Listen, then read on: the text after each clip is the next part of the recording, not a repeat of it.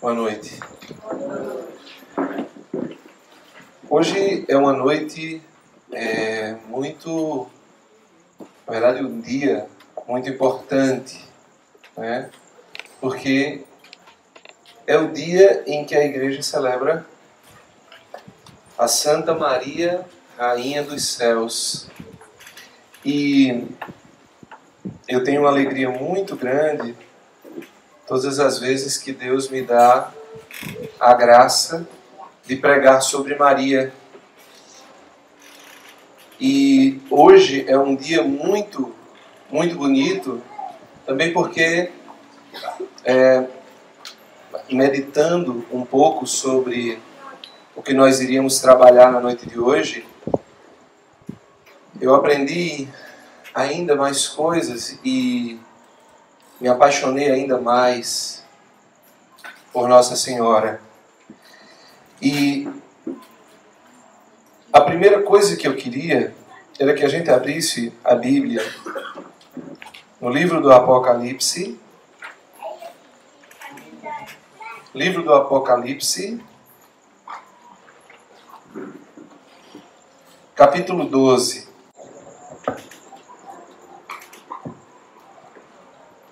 Vejamos então o que é que diz no livro do Apocalipse, no capítulo 12. Então apareceu do céu um grande sinal. Uma mulher vestida como o sol, tendo a lua debaixo dos pés e sobre a cabeça uma coroa de 12 estrelas. Estava grávida, em dores de parto, atormentada para dar à luz. Então apareceu outro sinal no céu. Um grande dragão avermelhado com fogo. Tinha 7 cabeças e 10 chifres, e sobre as cabeças 7 diademas. Com a cauda varreu a terça parte das estrelas do céu, atirando-as sobre a terra. O dragão parou diante da mulher que estava para dar à luz, pronto para devorar o seu filho, logo que ela o desse à luz. E ela deu à luz um filho homem, que veio para governar todas as nações com cetro de ferro. Mas o filho foi levado para junto de Deus e de seu trono. A mulher fugiu para o deserto, onde Deus lhe tinha preparado um lugar para que aí fosse alimentada durante 1260 dias. Palavra do Senhor.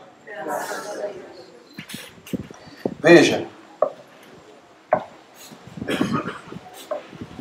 nós fomos para o último livro da Sagrada Escritura, onde São João fala sobre uma mulher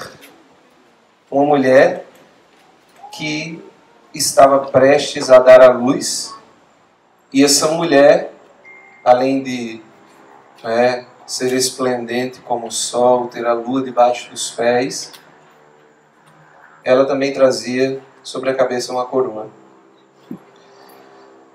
Mas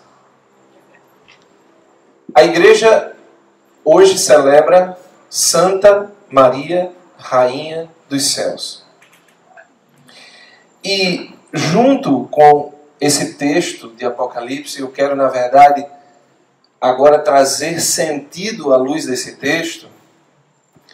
Eu queria meditar um pouquinho com vocês uma oração que nós rezamos com muita frequência, que é uma oração chamada Salve Rainha. Nós rezamos Salve Rainha, não é? Sim ou não? Sim. E eu queria começar dizendo o seguinte, que quando nós rezamos a Maria, Salve Rainha, nós não estamos negando que Jesus é, como diz a Sagrada Escritura, o único mediador entre o céu e a terra. E por que Jesus é o único mediador entre o céu e a terra? Porque para uma ponte existir, ela precisa tocar dos dois lados do abismo, não é verdade? Para que ela possa funcionar, ela tem que tocar num lado e ela tem que tocar no outro lado. Só Jesus é homem e Deus. Só Ele, enquanto ser existente, toca as duas naturezas, as duas realidades, o divino e o humano. Portanto, só Ele pode ser ponte. Ok? Isso não está em jogo. Né? Só existe uma pessoa verdadeiramente humana e divina. Diga isso para quem está do seu lado aí. Só existe uma pessoa que é verdadeiramente humana e divina. Pois muito bem. Essa pessoa que é verdadeiramente humana e divina, que toca os dois lados entre o abismo que existe entre o ser humano e Deus, criado pelo pecado. Essa pessoa quis vir ao mundo por um meio. Ele poderia ter vindo de qualquer maneira, porque ele é Deus. Mas ele quis vir ao mundo por um meio. Ele quis vir ao mundo por uma mulher. Ele quis vir ao mundo por uma mulher. Todo mundo concorda disso ou não? Eu acho que todo mundo leu a Bíblia aqui, não leu? Jesus veio ao mundo como? No estalar de dedos?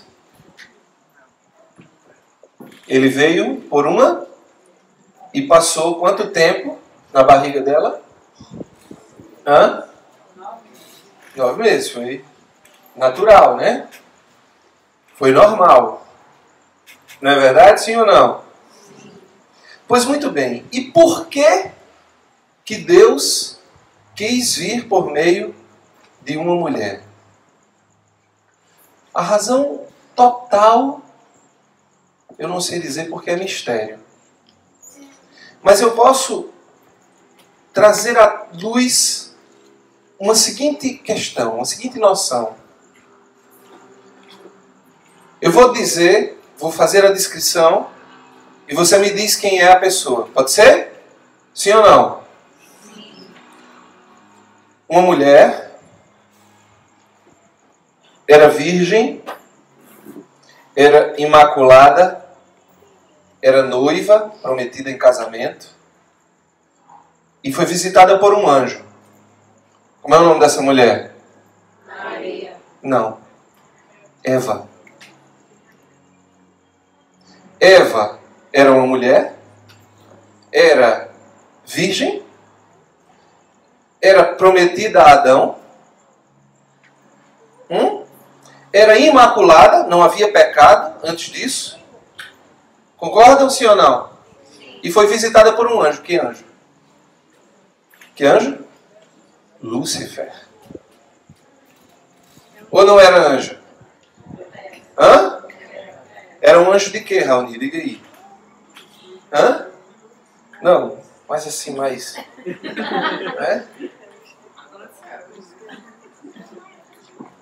Era um anjo de máxima grandeza. Não é? Era um anjo de uma hierarquia elevadíssima. Foi ou não foi? O que é que acontece com essa mulher? Ela desobedece a Deus. Não é verdade? Sim ou não? E porque ela desobedece a Deus, ela cria um abismo entre o homem e entre Deus e o homem. Deus, para quebrar esse abismo, Ele chama uma mulher. Segunda característica, virgem, Qual a terceira característica? Prometida em casamento. Qual a quarta característica?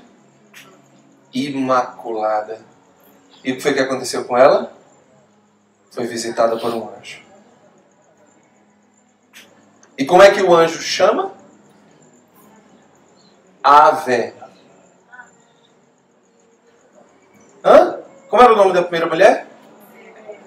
Como é que o anjo chama? Por quê? Porque ela iria fazer também o caminho inverso. Claro que aqui é uma leitura, né? Ave é uma saudação. Mas Maria faz o caminho inverso. O que é que Maria faz diferente de Eva? O que é que ela faz? Obedece. Maria faz diferente de Eva a obediência. E, assim como uma desobedeceu e pela desobediência entrou no mundo a perdição, a outra obedeceu e entrou no mundo a salvação. Veja, o caminho inverso. O caminho inverso. Maria é, como a igreja chama, a nova Eva. Ambas estavam na mesma condição. Virgem, mulher, virgem, imaculada, prometida em casamento, foi visitada por um anjo. Aí você poderia dizer, mas foi uma desvantagem. Olha quem foi visitar Maria. Satanás. Né? Se Gabriel viesse me visitar, eu não pecava não. Mas Satanás, quando vem, eu peco, né? Você poderia pensar. Né? Mas é óbvio que a vida de Maria não foi só saudação de Gabriel. Foi muita provação.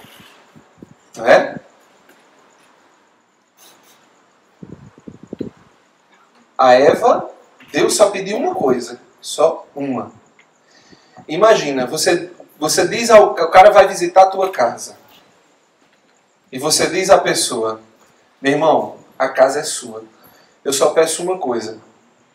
Não mexe nesse negocinho aqui não, porque é um negocinho muito precioso para mim.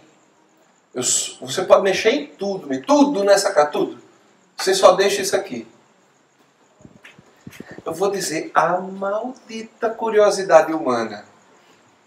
Porque você fica o dia todinho agoniado querendo tocar no negócio que o cabo disse que não era para tocar. Isso é uma herança do pecado original. Né? Deus disse, olha, você pode usar isso tudo aqui, tudo. Eu criei tudo para você, o céu, a terra, o firmamento, tudo. Os seres, eu quero que vocês governem, sabe? Cresçam, multipliquem-se. Só aquela árvore ali. Não comam dela. Sabe por que Deus pediu isso? Como uma prova de fidelidade. Não tinha nada demais na árvore. Nada demais. Foi um teste. Sabe? Aquele pacote, aquela caixa de chocolate, você tira o chocolate todo de dentro, embala novamente, bota lá e você espera para ver se a visita abre. Foi apenas uma única coisa que Deus pediu a Eva. E ela não conseguiu. Estando na mesma condição de Maria, mesma condição de graça, a gente diz que Eva tinha os 4 dons preternaturais. Quais são os dons preternaturais? Imortalidade, integridade, impassibilidade e ciência moral infusa. Imortalidade não precisa dizer, né? Integridade é que estava imune à concupiscência. Ou seja, não tinha tendência para o mal. Impassibilidade, que não sofria, não padecia. Né? Impassibilidade vem de passio, que é sofrimento, né? Paixão, né? Que é uma espécie de sofrimento. Passio. E ciência moral infusa quer dizer conhecia a vontade de Deus, tinha acesso à vontade de Deus. Eva estava na mesma condição de Maria. Agora, você diz assim, o problema de Eva é porque foi o Satanás que visitou Eva, não foi Gabriel. Eu vou dizer, Deus só pediu a Eva o quê? Uma coisa. A Maria ele pediu o quê? A Maria ele pediu tudo. Gente, a prova que Maria passou foi, maior do que a de Eva. Muito. Foi tudo. O que é que ele pediu? Ele pediu a uma jovem de mais ou menos 15 anos que ela primeiro acreditasse nele quando ele falou em línguas com ela. Porque foi mesmo que ele ter falado em línguas, isso eu já disse várias vezes aqui na comunidade, né? Imagina 2000 anos atrás, um anjo aparece e diz assim, olha, o Espírito Santo vai vir sobre você e cobrirá com sua sombra. Naquele momento, você vai engravidar. Né? Se Eva fosse do interior da Paraíba, dizia como é que é? Kuma?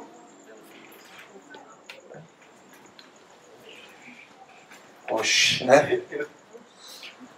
Porque não faz sentido, né? Não faz sentido. Imagina se uma jovem aparece dizendo que está grávida e foi o Espírito Santo que, né? Alguns iam dizer assim, eu não ia acreditar porque só foi uma vez, né?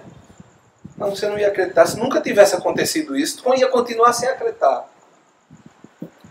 Isso é uma conversa danada, né? O noivo duvidou dela, José, né? Foi embora. Depois ele volta, né? Porque era justo e foi visitado também por um anjo. Mas Maria não entendia nada. Então, o Senhor pediu a ela uma prova de fé, em primeiro lugar. Só que essa prova de fé arriscaria a vida dela ao máximo, porque dependia ainda da confiança, repare, que Maria tinha naquele que ela escolheu para ser esposo. Porque se José nega, pela lei judaica, Maria ia ser apedrejada na porta da casa do seu pai.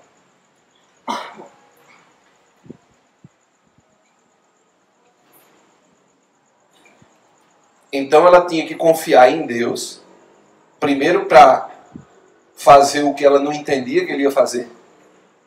Tanto que ela pergunta, mas como é que isso vai acontecer se eu não vou... Eu não teve... eu não estive com homem nenhum. Ela não entendia, Maria não entendia. Né?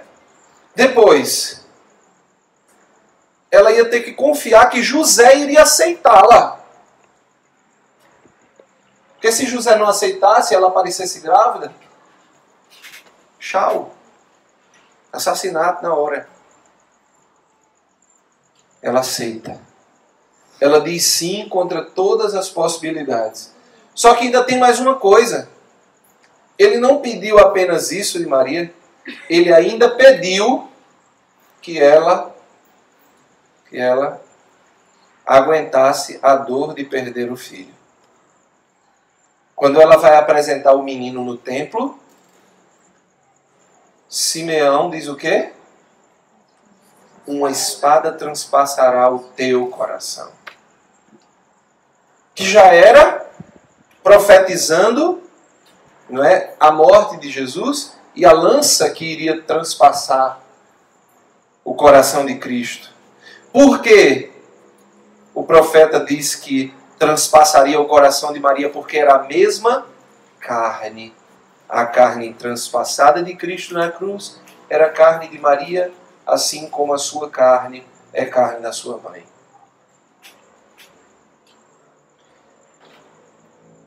Maria, além de ter que dar tudo dela, toda a confiança, toda a fé ainda teve que dar e abrir mão de todo o seu amor.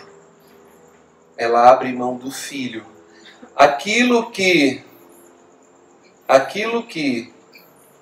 Abraão não precisou passar, o pai passou e pediu a Maria para passar também. Forte, né? Abriu mão do filho. Ela tinha, na verdade, era pior ainda. Ela ia conduzir o filho, caminhar com ele até a cruz e assistir à morte cruenta e sofrida do filho, ao pé da cruz. Só quem é mãe pode, de longe, vislumbrar o que seria isso. Pois muito bem. Essa mulher que deu tudo, incomparavelmente é o pedido de Deus para Eva e para a Ave Maria. É desproporcional. O que Deus pede de Maria com o que Deus pede de Eva, o preço é muito maior, muito mais alto. Muito bem, essa mulher é chamada de rainha. Rainha. Só que antes de falar sobre a nossa rainha, eu queria que você abrisse sua Bíblia no livro dos Reis. Primeiro Reis, capítulo 2. Se você abrir, já ajuda quem está do teu lado aí a abrir também. Primeira de Reis, capítulo 2. Primeira Reis, capítulo 2. Pergunta para quem está do teu lado assim. Não, depois eu pergunto. Para não tirar o suspense.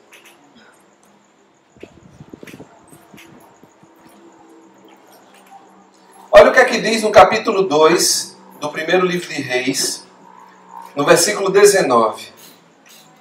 Só para contextualizar vocês, nós estamos nesse momento, nesse trecho da Bíblia, nós estamos no momento pós-morte do rei Davi.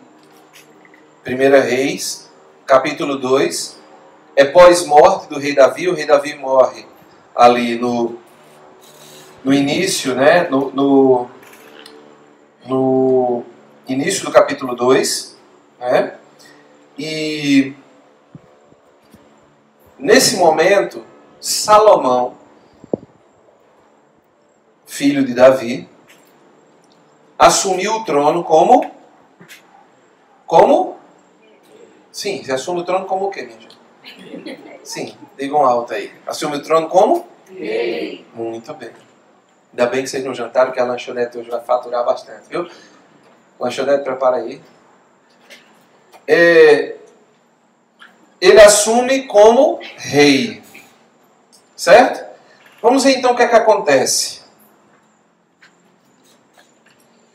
Betsabeia, versículo 19.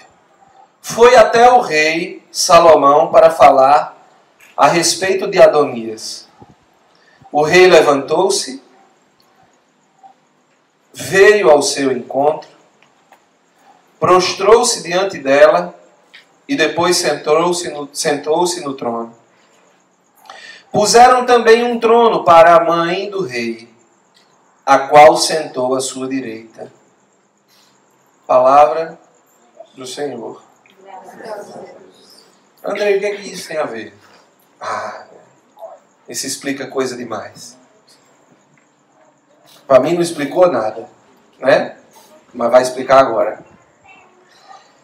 Existe uma tradição na descendência de Davi de que quando o rei subia ao trono, ele governava ao lado de uma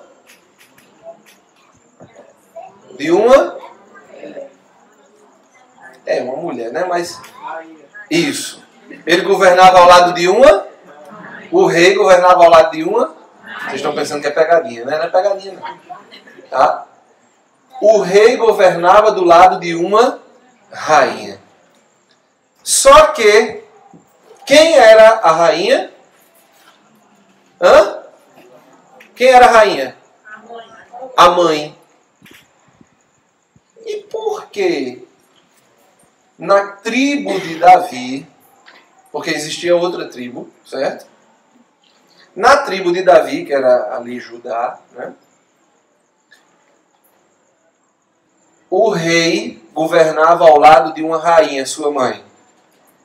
Porque geralmente o rei tinha muitas mulheres, mas só tinha uma mãe. Não dava para fazer muitas rainhas, né? Tinha muitas mulheres, muitas esposas. Mas só uma delas era a rainha, que não era a esposa, era a mãe. Nenhuma delas era rainha, né? Nenhuma das esposas era a rainha era a mãe. Agora, eu queria que vocês prestassem atenção no detalhe. Betsabeia foi até o rei Salomão para falar a respeito de Adonias. Quem era Betsabeia? A mãe de Salomão. Ok? Aí repare o primeiro detalhe. O rei levantou-se. Nunca um rei se levanta. Ele espera que o súdito venha até ele. Concordam, sim ou não? O rei levantou-se. Foi ao seu encontro.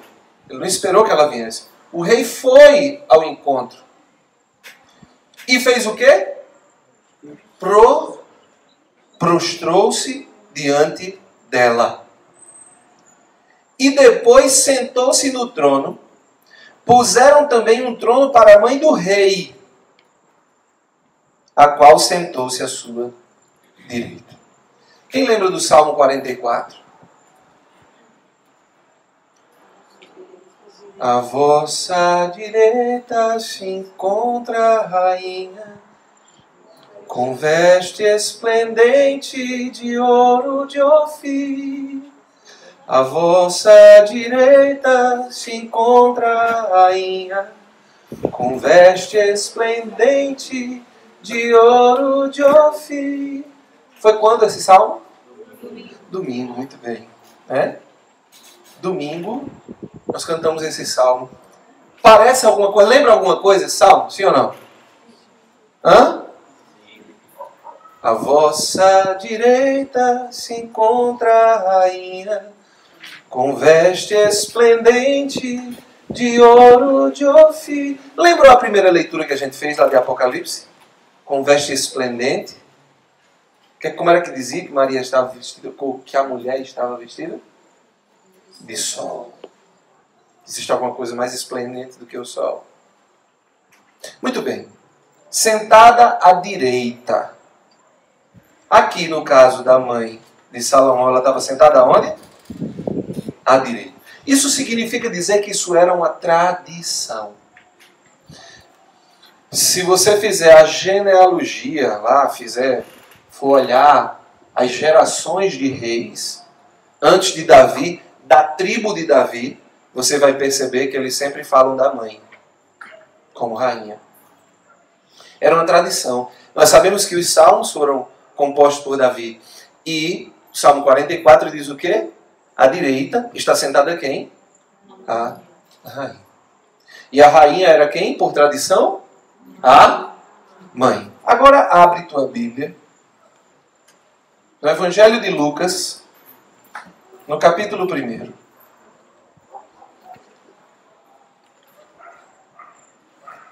Capítulo 1. Versículo 26. Lucas 1, 26. O que é que diz? Quando Isabel estava no 6º mês, o anjo Gabriel foi enviado por Deus a uma cidade da Galiléia chamada Nazaré, a uma virgem prometida em casamento a um homem de nome José, da casa de? Descendente de quem? Davi. A virgem se chamava Maria. O anjo entrou onde ela estava e disse: Ave, cheia de graça, o Senhor está contigo. Ela perturbou-se com essas palavras e começou a pensar qual seria o significado da saudação. O anjo então disse: Não tenhas medo, Maria, encontraste graça junto a Deus. Conceberás e darás à luz a um filho. Lhe porás o nome de Jesus. Ele será grande, será chamado Filho do Altíssimo. E o Senhor Deus lhe dará o trono de Davi, seu? Lhe dará o trono de quem? Mas qual era a tradição na família de Davi? Na descendência, na tribo de Davi, qual era a tradição? Quem era a rainha? Quem era a rainha, gente? E ela sentava onde? À direita. Muito bem. Ele reinará para sobre a descendência de Jacó, e seu reinado não terá fim. Gente, vocês têm noção do que era que o anjo estava dizendo naquele momento a Maria? O anjo estava dizendo a Maria, isso mesmo que vocês estão pensando. Ela era uma judia. Ela sabia de tudo isso. É óbvio que ela sabia da tradição. O que era que o anjo estava dizendo? Que o filho dela ia ter o trono.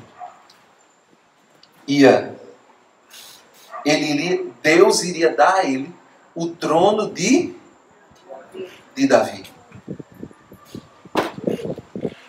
Isso tem um significado ainda maior quando a gente olha para Salomão, sabe por quê? Porque Salomão não era o filho mais velho de Davi.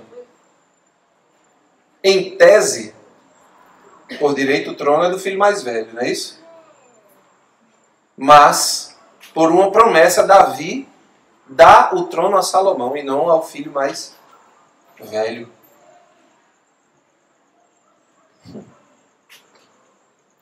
Quer dizer, Deus pode dar o trono a quem Ele quiser. O filho dele iria assumir o trono de Davi, seu pai. O anjo estava dizendo a Maria, que conhecia muito bem a tradição, as escrituras, estava dizendo que ela iria ser rainha. Só que ele ainda disse mais. Ele estava dizendo a Maria que ela ia ser rainha. E que esse reino iria durar para sempre. Que esse reino não teria fim. Esse reino não teria fim. Sabe qual é a primeira resposta de Maria? Como é que isso acontecerá? O anjo diz: para Deus nada é impossível. O que é que Maria diz? Eis aqui a rainha do céu. Todo mundo vai fazer a minha vontade. É assim que ela diz? É ou não? O que é que ela diz? Mas eu queria que você voltasse lá para o livro dos Reis. Eu que não sou besta, marquei minha Bíblia, né? Volta lá para primeiro livro dos Reis, capítulo 2. E escuta o que é que foi dito a Betsabeia. Olha o que foi dito a Betsabeia por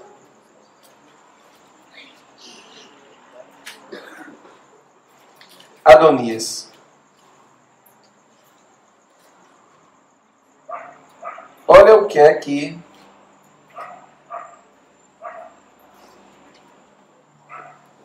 que foi pedido a ela no versículo 16. Adonias pede a ela: agora, pois, te faço um único pedido. Não me decepciones. Fala, disse ela. Ele falou: peço-te que digas ao rei Salomão, já que ele nada te pode... Já que ele nada te pode... Agora vamos ver um pouquinho para frente. Versículo 20. A mãe do rei, a qual sentou-se à sua direita, disse-lhe: tenho um pequeno pedido a fazer-te.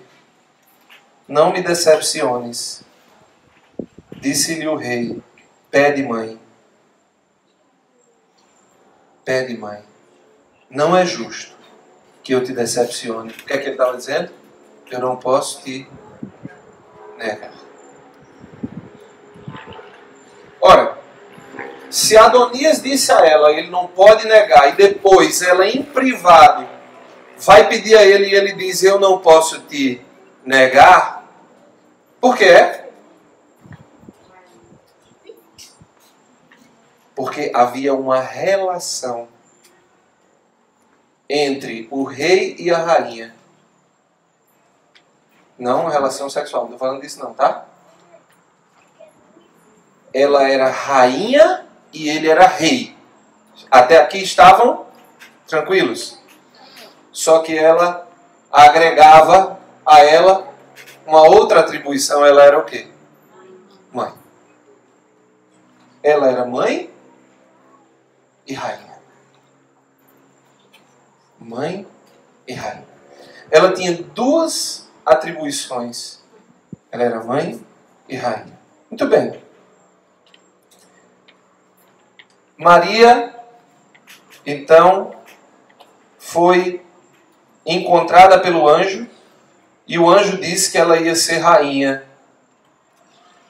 Todo mundo concorda com isso ou não?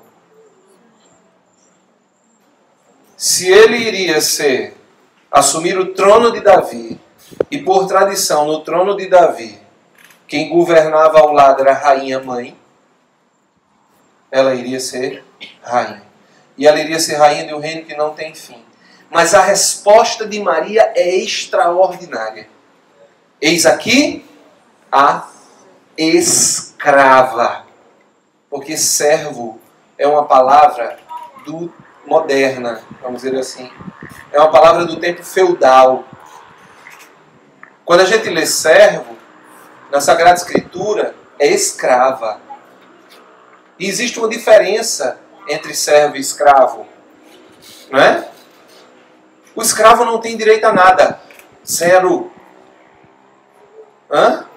O servo tinha, né, alguns poucos, mas tinha alguns direitos. O escravo não tem direito a nada. Maria diz: eis aqui aquela que não tem direito a nada. E uma página à frente, Maria vai visitar Isabel.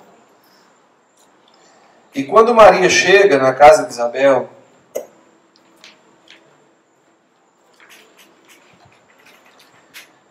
ela canta um cântico chamado Magnificat. E no Magnificat ela diz: a minha alma engrandece o Senhor e o meu espírito se alegra em Deus, o meu Salvador. Porque ele olhou, versículo 48 do capítulo 1, ele olhou para a humildade de sua serva. E ela continua: por isso, todas as gerações de agora em diante me chamarão de bendita, feliz, bem-aventurada. Feliz, bem-aventurada.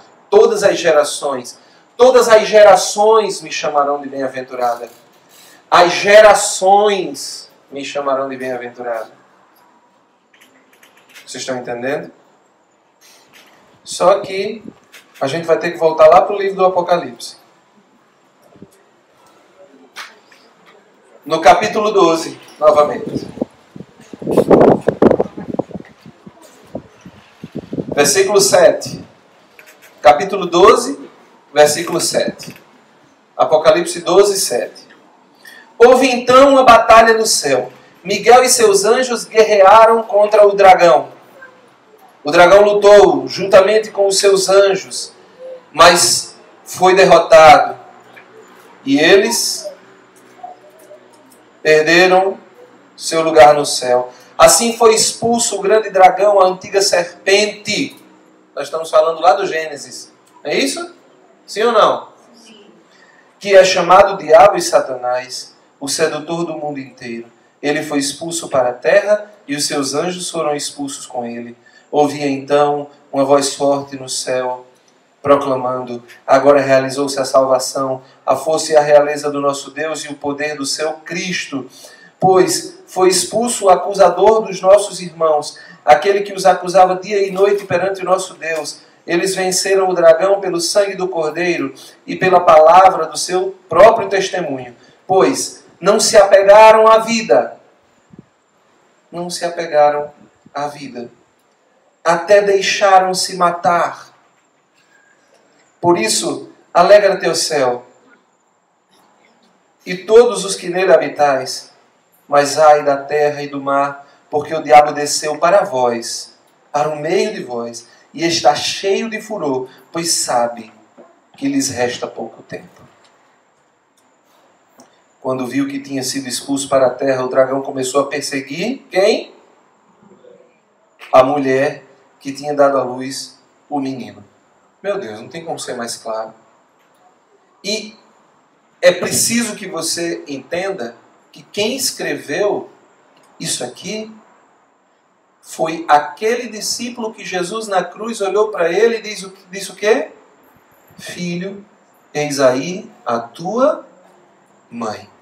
Muito bem, vamos lá. Mas a mulher recebeu as duas asas da grande águia e voou para o deserto, para o lugar onde é alimentada por um tempo, 2 tempos e meio tempo, bem longe da serpente. A serpente então vomitou como um rio de água atrás da mulher, a fim de a submergir. A terra, porém, veio em socorro da mulher, abriu a boca e engoliu o rio que o dragão tinha vomitado. Cheio de raiva, por causa da mulher, o dragão começou a combater o resto dos filhos dela, os que observavam os mandamentos de Deus e guardam o testemunho de Jesus. Palavra do Senhor. A quem o dragão começou a perseguir? Depois, no fim, o resto dos filhos da mulher. O resto dos filhos da mulher. O dragão começou a perseguir o resto dos filhos da mulher. Eu sou filho da mulher. Porque essa mulher é a mesma que aparece no Gênesis, nas bodas e no Apocalipse. A mesma mulher que lá no capítulo, para eu não errar, no capítulo 2 ou 3, lá no capítulo 3, ele diz: a mulher disse. A mulher disse.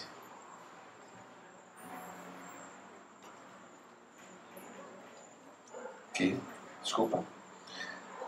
Ele disse à mulher. Peraí. Não é o versículo 16.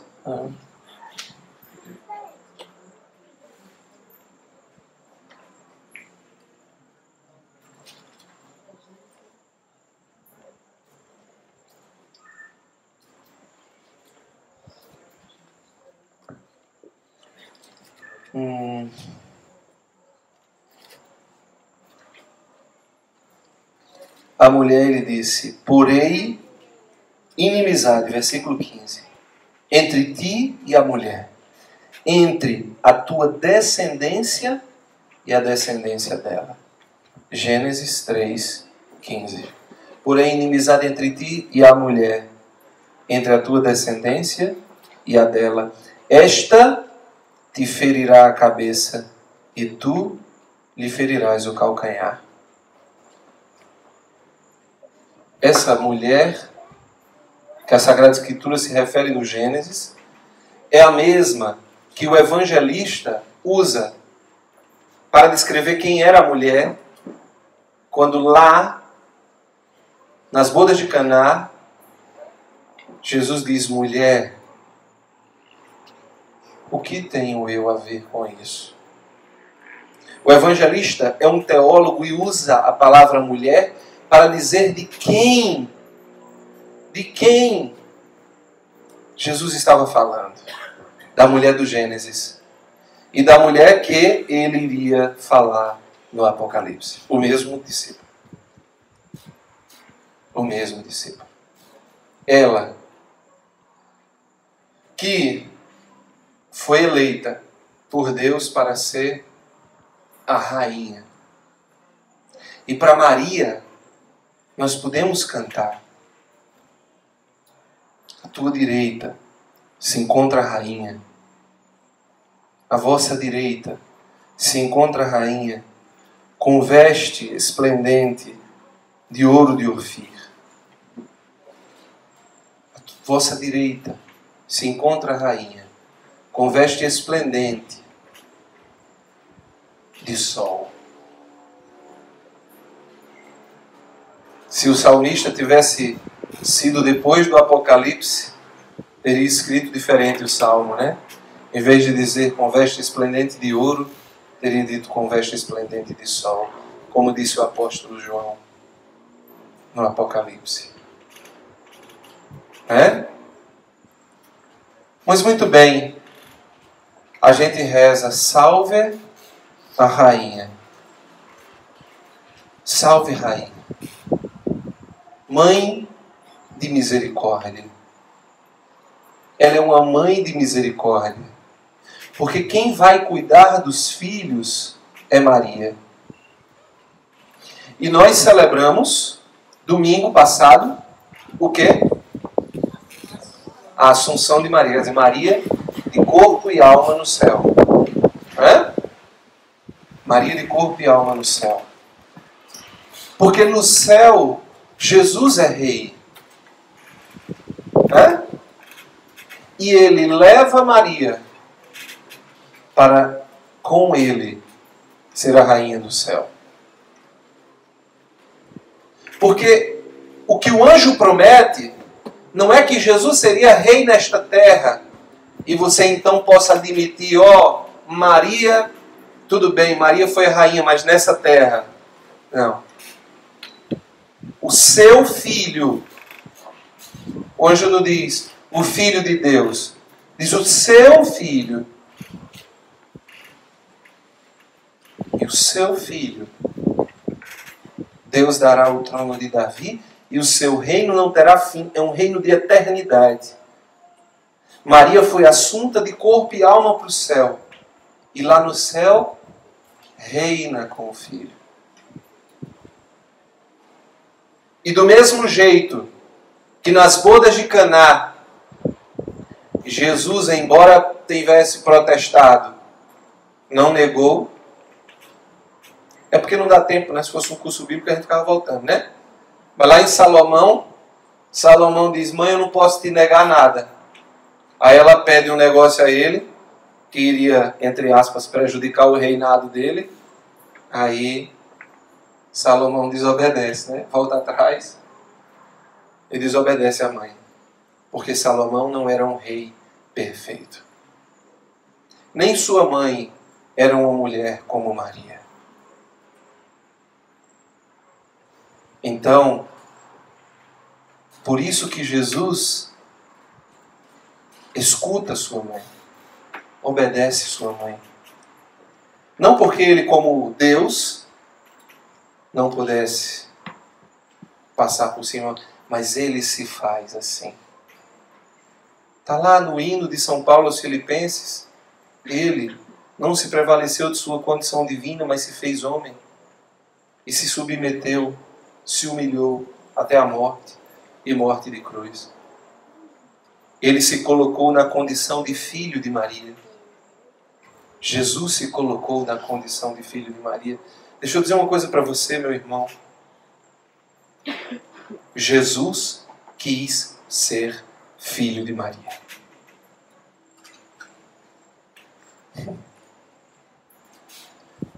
Eu, Gustavo, Jesus quis ser filho de Maria.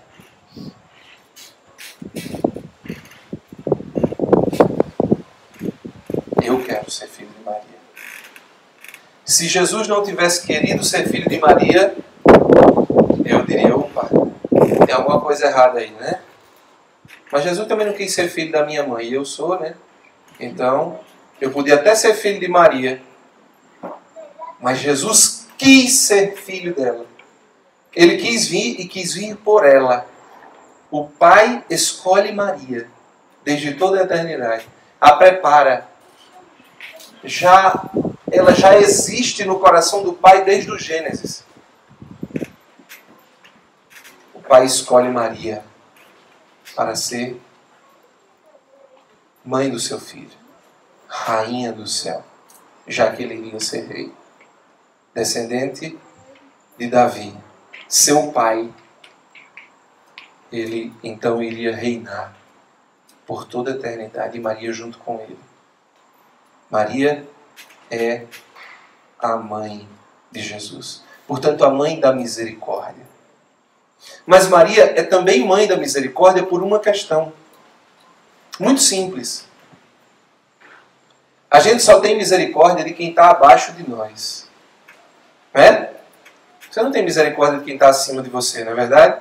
Imagina você deitado no chão, o cara com o pé no teu pescoço aqui, e você, eu tenho misericórdia de você. Né? Misericórdia a gente tem de quem está abaixo de nós. Porque misericórdia é rebaixar-se. E Maria poderia muito bem estar sentada à direita.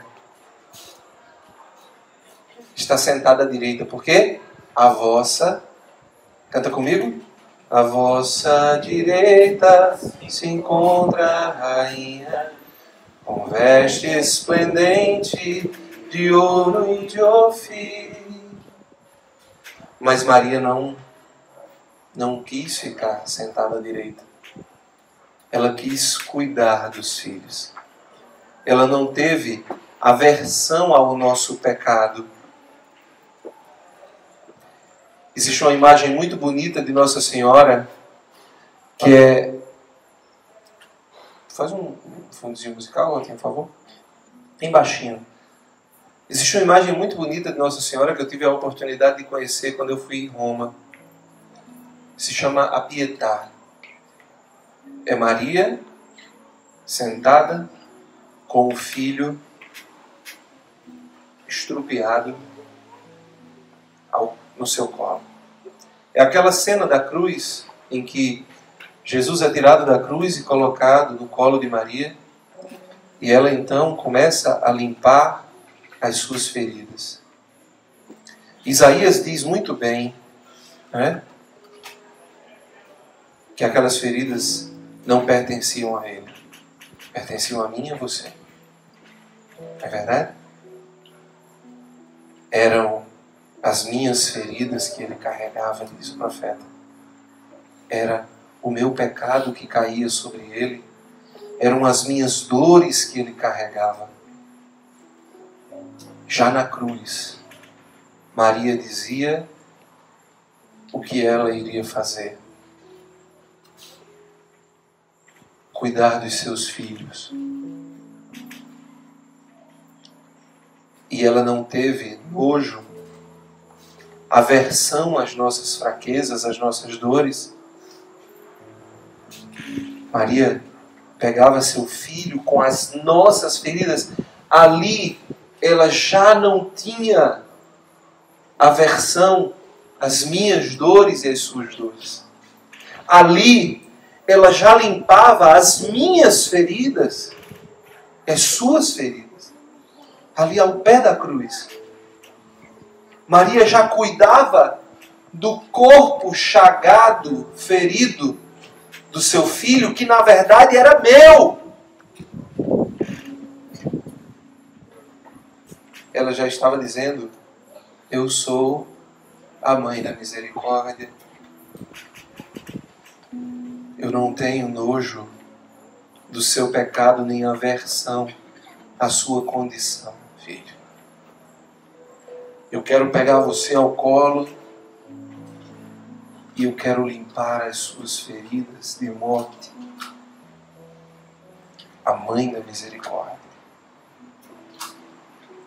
Vida, doçura e esperança. Vida. Vida porque o seu ventre gerou a vida do mundo. Porque é assim que começa o prólogo de João. E ele era a vida do mundo. É assim? Hã? Ou eu estou errado? Prólogo do Evangelho de João.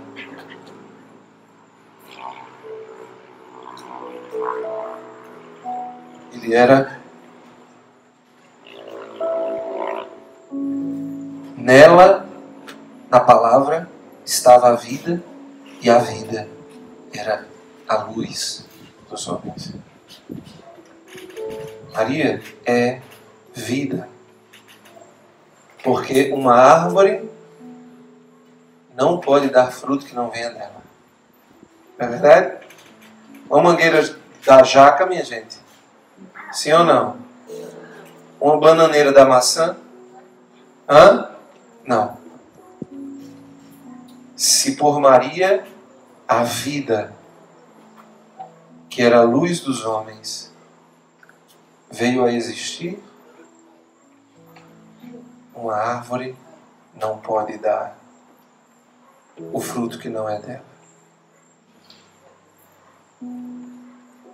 Vida. Doçura. Por que doçura? Porque na Idade Média, quando foi composta a Salve Rainha por um monge aleijado, que tinha dificuldade de escrever, de ler, de se comunicar. A doçura, o doce, que é muito comum no nosso mundo, tem doceria em todo canto, açúcar, não era muito comum naquela época. Você tinha que achar uma fruta doce, também não era tão fácil. Para poder sentir a doçura, era uma coisa rara. Vida, doçura, esperança. Por que esperança? Pergunta aí para quem está do seu lado: você já passou por algum desespero na sua vida? Sim ou não? Já passou por alguma necessidade? Maria é aquela da esperança. Sabe por quê?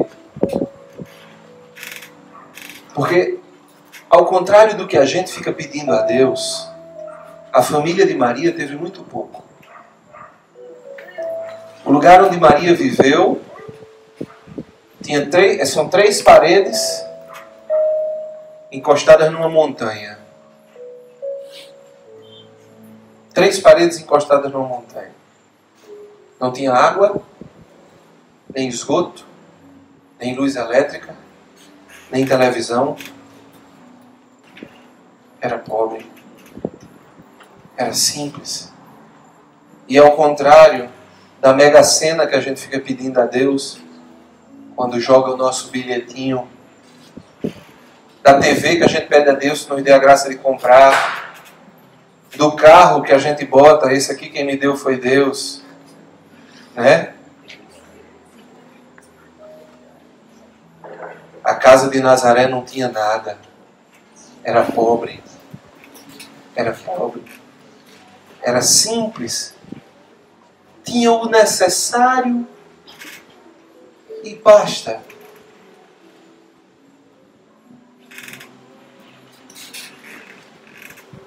O Papa Francisco nos pede para ajudar os pobres e amar a pobreza.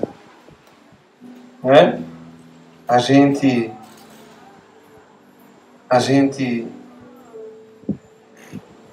não ama a pobreza. A gente ama esse mundo. A gente quer o que ele tem, o que ele dá, o que ele pode nos dar. Dinheiro, prestígio, poder, riqueza. Nós precisamos aprender um pouco mais com a família de Nazaré, que não tinha nada. Quantas pessoas não entregam sua vida a Deus com medo? Com medo de ser pobre. Quantas pessoas não entregam sua vida a Deus, não por vocação, porque são chamadas a uma outra realidade, mas não entregam porque tem medo. Medo de passar necessidade, medo de passar fome. Nunca escutou a Sagrada Escritura quando Jesus diz assim: os pássaros do céu não plantam nem colhem. No entanto, o Pai do céu os alimenta. O que não faria Ele por vós? Quantas pessoas não entregam sua vida a Deus porque tem medo de passar necessidade, não por vocação? Eu sou chamado à comunidade de aliança, ou eu sou chamado a viver uma vida secular numa paróquia. Mas não entregam porque tem medo de passar necessidade. Se Maria tivesse medo de passar necessidade, a salvação nunca tinha chegado a nós. Se Maria tivesse medo de passar provações, a felicidade nunca tinha chegado a nós. A salvação nunca tinha nos alcançado. Maria não só passou necessidade, como teve que andar pelo deserto, grávida, viu, Rafael? Grávida, em cima de um jumento, sendo perseguida por Herodes. Dar à luz, não uma maternidade como a gente quer, com a graça de Deus,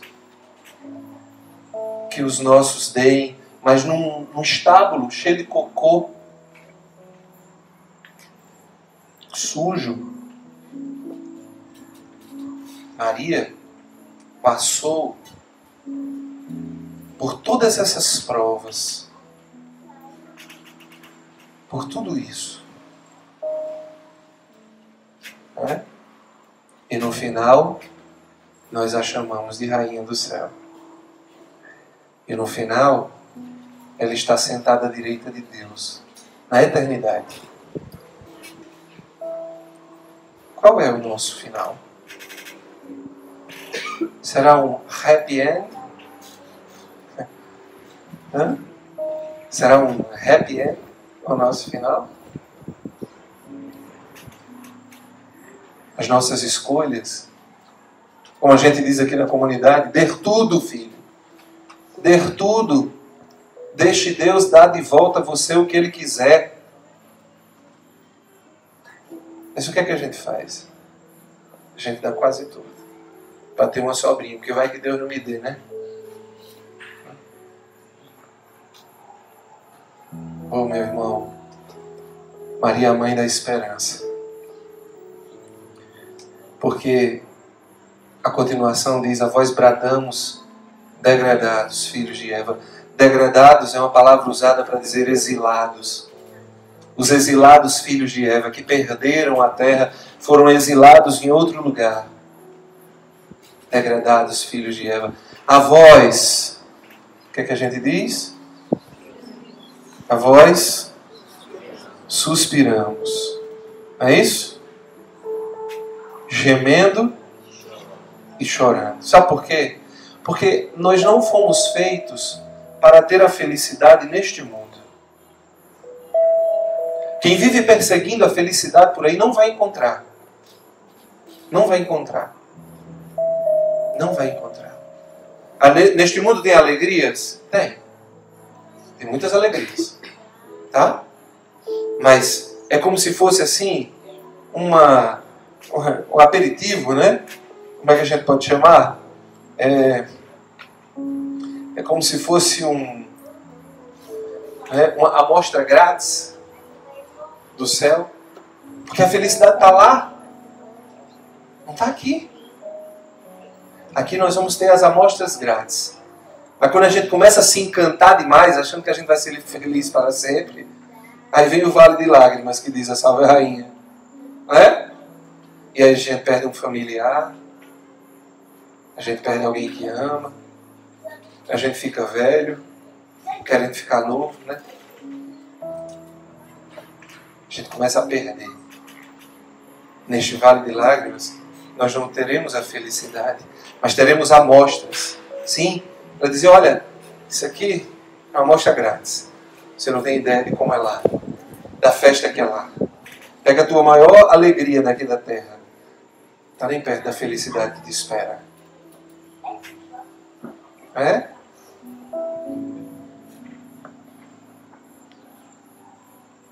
E é muito interessante, o padre Paulo Ricardo diz uma frase que a mim me evangelizou muito. Ele diz assim: quando procuramos aqui nessa terra felicidade, criamos ídolos. Quando procuramos aqui nessa terra uma felicidade, transformamos a felicidade em ídolo. É? A minha felicidade é o meu concurso. É? Aí pronto, aí transforma o concurso em ídolo. Vou dizer uma outra frase que o padre Paulo Ricardo diz. Ele diz assim, diga para quem está do seu lado assim: para ser de Deus, você precisa ser ateu. Diga para quem está do seu lado: para ser de Deus, você precisa ser ateu. Você precisa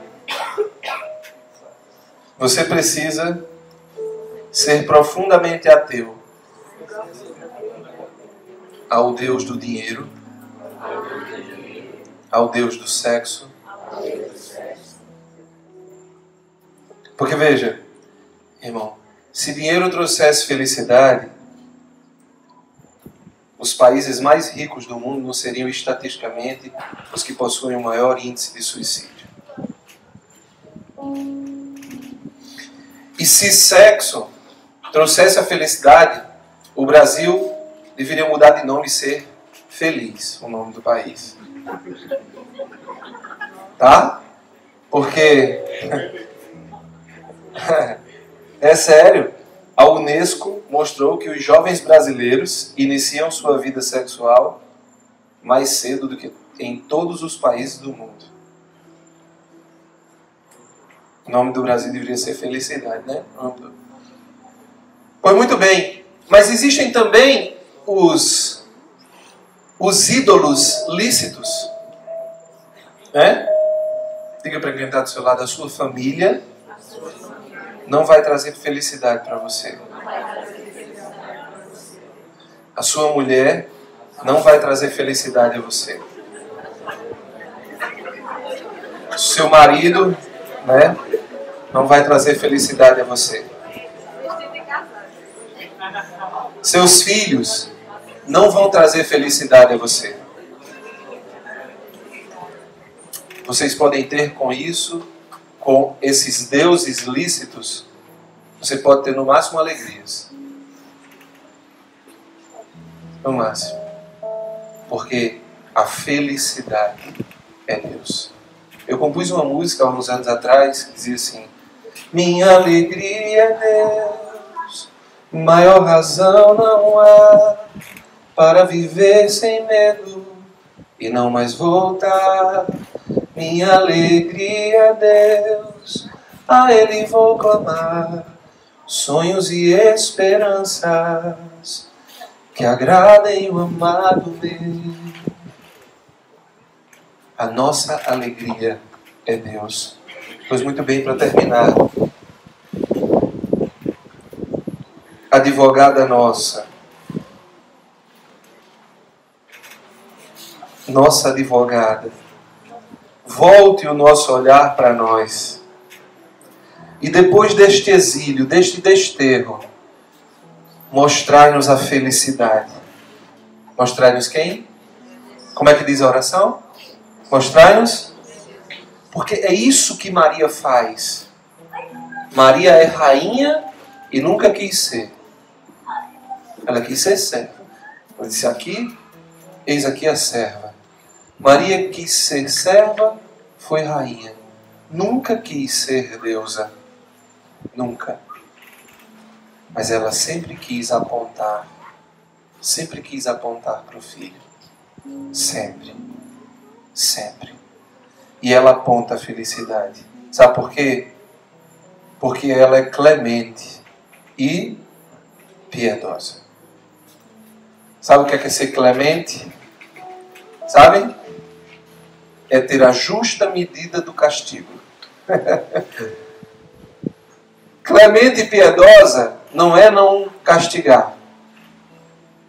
Ser clemente é dar a justa medida do castigo necessário. Quando nós dizemos, ó clemente, ó piedosa, nós estamos dizendo, ó Maria, tu aplicas em mim teu filho a justa medida do castigo que eu preciso para mudar. A justa medida do castigo que eu preciso para me corrigir. Então diga comigo assim, salve Rainha. Salve, Rainha. Mãe de misericórdia. Vida, doçura. Esperança nossa, salve. A vós bradamos, os degradados filhos de Eva. A vós suspirando, gemendo e chorando neste vale de lágrimas. Eia, pois, advogada nossa, estes vossos olhos misericordiosos a nós volvei, e depois deste desterro, mostrai-nos Jesus. Bendito é o fruto do vosso ventre. Ó clemente, ó piedosa, ó doce sempre Virgem Maria. Rogai por nós, Santa Mãe de Deus, para que sejamos dignos das promessas de Cristo. Amém. Eu queria que você baixasse um pouco sua cabeça. E baixando sua cabeça, você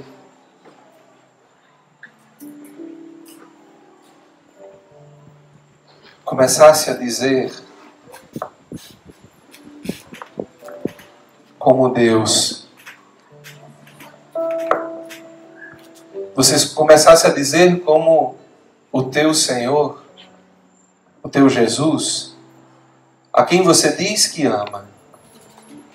Você começasse a dizer a Ele: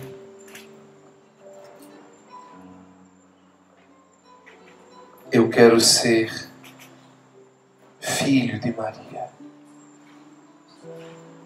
como tu escolhestes, ó Jesus, ser filho dela, como eu não irei querer ser filho dela também. Se na cruz, no único discípulo representado ali naquele momento, estava a mim e a meus irmãos, como eu não irei querer também ser filho dela? Tu disseste na cruz: eis aí o teu filho. O apóstolo João, muito didaticamente, diz que estava ao pé da cruz o discípulo que Jesus mais amava. Ele não deu nome ao discípulo porque didaticamente Ele queria que você colocasse o seu nome. Então põe teu nome agora lá. E deixa Jesus dizer a você: Andrei, Felipe, Raoni, João Batista, Gustavo, eis aí a tua mãe.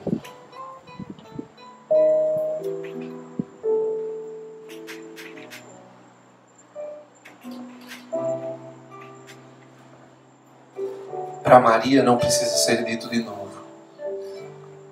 Porque naquele dia foi dito de uma vez para sempre. De uma vez para sempre.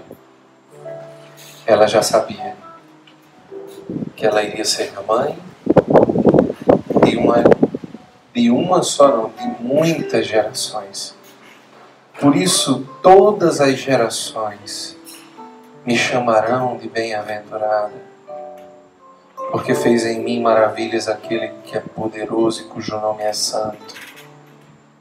Manifestou o poder do seu braço. Este Deus que elegeu Maria, este Deus que elegeu a nossa rainha. Ela é a nossa rainha. Sou todo teu, mãe. Sou todo teu, Maria. Sou todo teu, ó mãe. Sou todo teu, Maria. Sou todo teu. Guarda no céu o meu lugar.